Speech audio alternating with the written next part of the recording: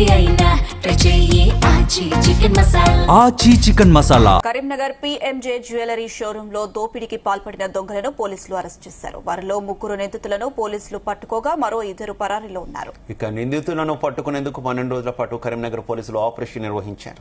ఇక పిస్టల్స్ తో వచ్చిన 5 దొంగలు సిబ్బందిపై కాల్పులు జరిపి సుమారు 1.5 కిలో పైగా బంగారం ఎత్తుకెళ్లారు. దొంగలు జరిపిన కాల్పులో షాపు సేల్స్ మేనేజర్ తో పాటు సిబ్బంది, సెక్యూరిటీ గార్డ్ రాజేష్ తీవ్రంగా గాయపడ్డారు.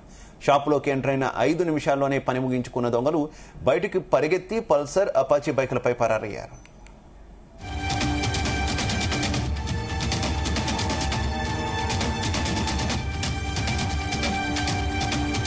సమాచారం అందుకున్న పోలీసులు 10 నిమిషాల్లోనే సంఘటన స్థలానికి చేరుకున్నారు. గాయపడిన సిబ్బందిని ఆసుపత్రికి తరలించారు. సీసీటీవీ ఫుటేజ్ల ఆధారంగా దర్యాప్తు చేపట్టి నిందితులను గుర్తించి పోలీసులు పట్టుకున్నారు.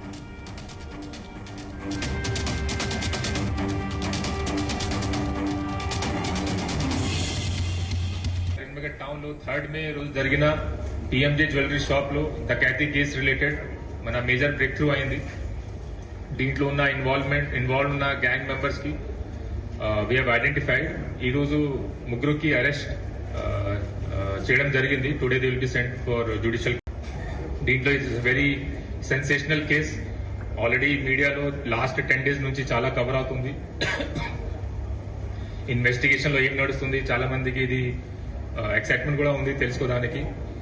మీడియా రిపోర్ట్ లో చాలా సస్పెక్టెడ్ రిపోర్ట్స్ కూడా వచ్చినాయి, స్పెక్యులేషన్స్ వచ్చినాయి ఇట్లా జరుగుతుంది.